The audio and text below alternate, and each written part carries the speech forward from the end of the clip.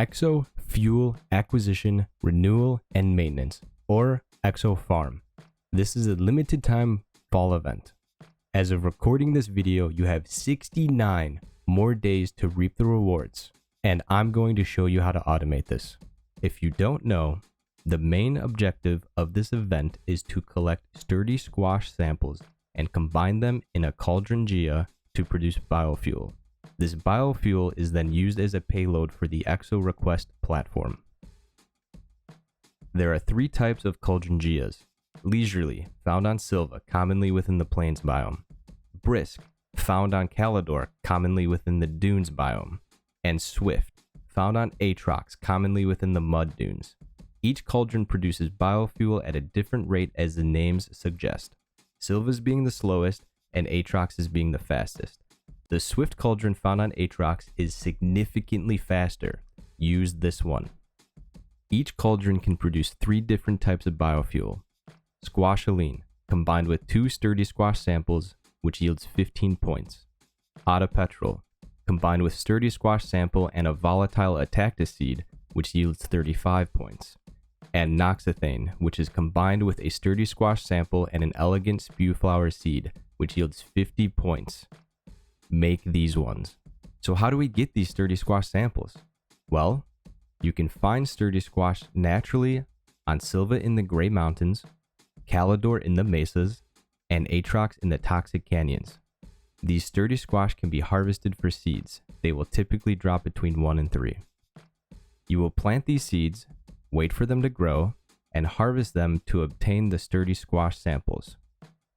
Also note that these sturdy squash samples can be researched in the research chamber for 260 bytes. Now that we know how the event works, you will need 8,000 points in order to finish the event. After that, every 800 points you send off, you will receive various resources.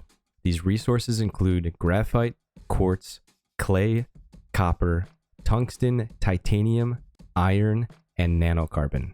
You will also receive hydrazine, hydrazine jetpacks, EXO chips, QTRTGs, portable smelters, and research samples.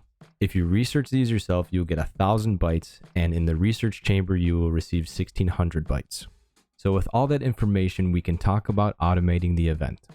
We can break down my farm design into 3 simple parts: creating the biofuel, sending the biofuel in the EXO payload, and auto-sorting the rewards and resources. For the biofuel, I'm using 2 swift cauldrons, a resource canister on the left side is getting filled up with sturdy squash, and spew flower seeds are coming in from the right side. All the biofuel that's created is getting deposited into this gas canister. Inside this box that I made, there are 2 proximity repeaters which are automatically planting the sturdy squash seeds and farming them when they're ready to be farmed. The sturdy squash samples are dropped, and the auto arm is filtered to grab them out of this box. They can go through walls, and it gets dispensed into this large resource canister. Occasionally, there are purple pumpkins that grow. These ones drop astronium. So on this other side, I have an arm that is set to grab the astronium and deposit it into this large resource canister over here. It's worth noting that I've noticed that some of these sturdy squash seeds don't get replanted inside this box. They kind of hover over these sturdy squash samples you see right here, and they'll eventually despawn. So having an extra set of seeds with you is something that you should have. I recommend planting about 5 to 10 inside of a box this size. That's what I do, and it seems to last for quite a few hours. The reason why I put these in boxes is because when the sturdy squash is farmed, it likes to throw these samples everywhere. So keeping these contained is ideal, trust me. If we come to the other side, it's basically the same thing for the spew flowers. The only difference is that the seeds cannot be dispensed into a large resource canister. So for that reason, I'm using the auto arms to pull out the seeds and using this medium storage silo as a buffer. And then this auto arm on the platform is pulling in the seeds and putting them into the cauldrons. Once these gas canisters are filled up, and they do fill up quickly, all you have to do is take the gas canister, put it on the EXO request platform, and send it off. Each canister is worth 8,000 points, and after you finish the event, every 800 points you receive a reward. Sending off the gas canister is the only manual thing you have to do. As far as I'm aware, there's no way to automate the EXO request. Since a full gas canister is worth 8,000 points, and after you finish the event, every 800 points you send up you get a care package. So this means you'll be getting 10 care packages for every gas canister. And since the gas canisters fill up very quickly, this is why I have 2 EXO requests, so you can claim 2 rewards at once. And since we're claiming 2 care packages at the same time, I have 2 auto arms that are grabbing the materials off of the rewards and sending them off to the auto sorting system. That way you can reclaim new packages as quick as possible. So for the auto sorting system, basically we just have these 2 auto arms pulling it off the EXO platforms.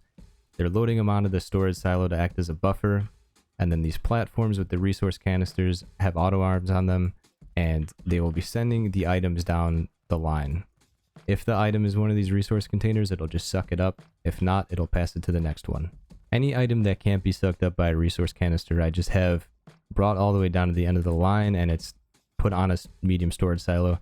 You can further sort these, but I didn't find the need to. I did, however, set up a system to grab a research sample and automatically throw it into a research chamber. So as you can see, just after a few hours, you receive a ton of EXO chips. I mean, these are filled. A lot of QTRTGs.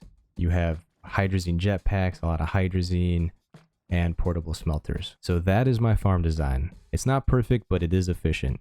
If you found this video helpful, leave a like so others can see. If you'd like to see more videos like this, let me know down below what you'd want to see next.